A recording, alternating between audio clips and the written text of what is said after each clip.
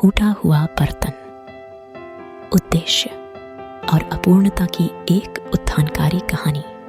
क्या आपको कभी ऐसा लगता है कि आप काबिल नहीं हैं?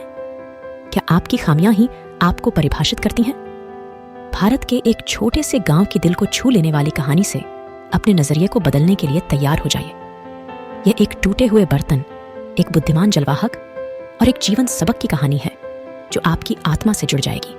एक विचित्र भारतीय गांव में एक जलवाहक अपने दैनिक कार्य को लग्न से करता था।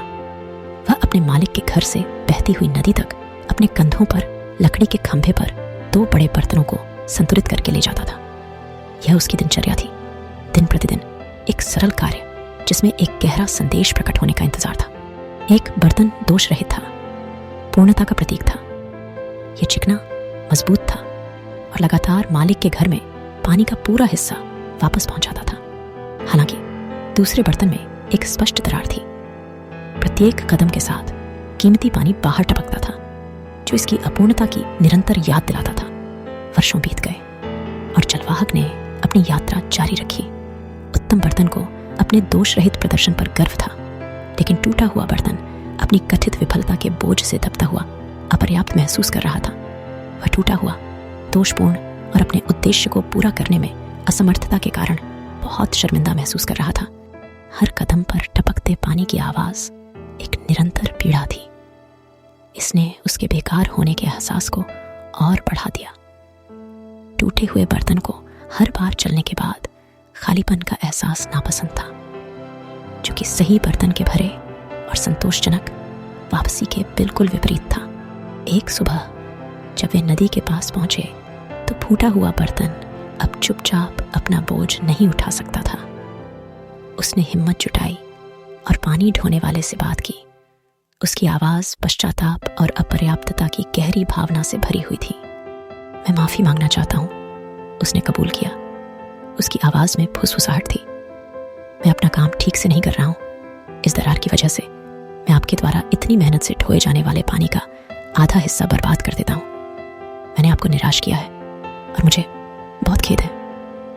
टूटे हुए बर्तन के शब्द उसके भीतर की उथल पुथल की कच्ची अभिव्यक्ति थे। पानी ढोने वाले बुद्धिमान और दयालु व्यक्ति ने अपनी यात्रा रोक दी। उसने धीरे से डंडे को नीचे रखा।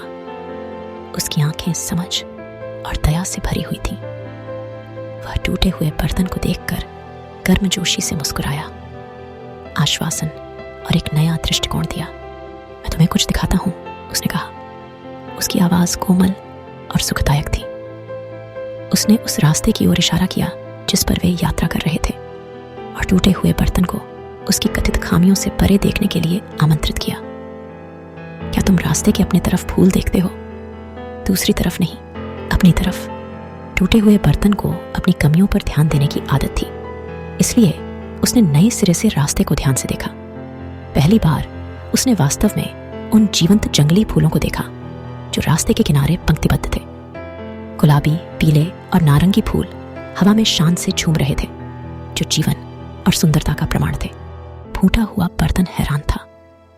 वह अपनी कथित विफलता से इतना ग्रस्त था कि उसने उस सुंदरता को पूरी तरह से अनदेखा कर दिया था जिसे उसने अनजाने में पोषित किया था। यह गहन एहसास का क्षण था, दृष्टिकोण में बदलाव जो हमेशा के लिए उसकी आत्मधारणा को बदल देगा। मैंने 2 साल पहले वहां बीज बोए थे, पानी लाने वाले ने गर्मजोशी और समझदारी से भरी आवाज में समझाया।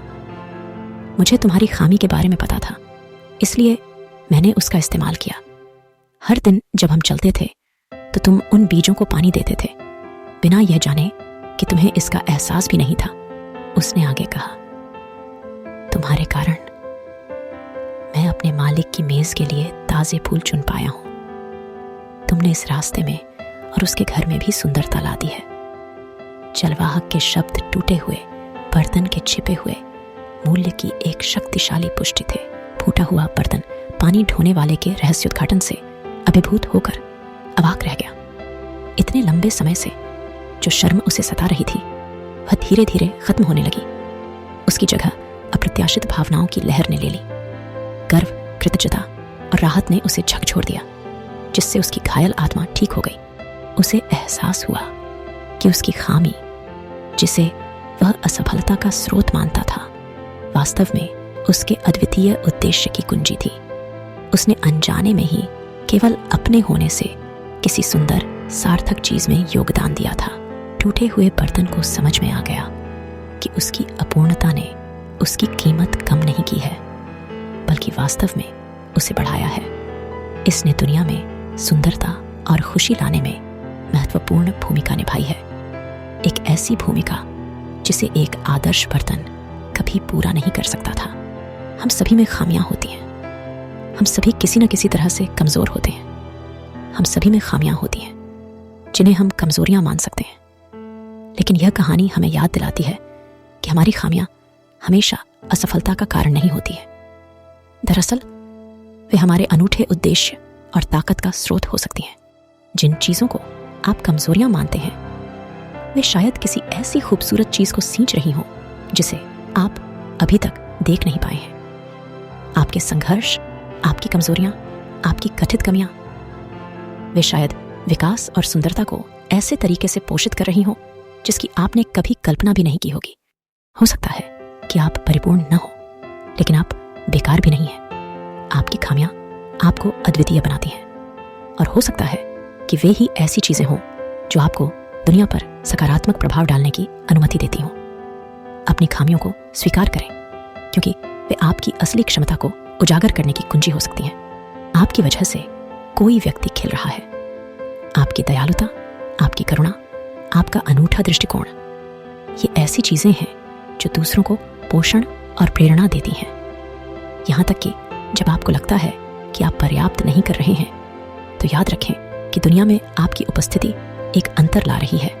अपनी खुद की कमियों पर विचार करें। ऐसी कौन सी चीजें हैं जिन्हें आप कमजोरियां या खामियां मानते हैं?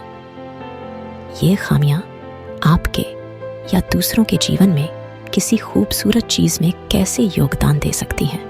अपनी खामियों को स्वीकार करें और सकारात्मक प्रभाव डालने के लिए उनका उपयोग करने के तरीके खोजें।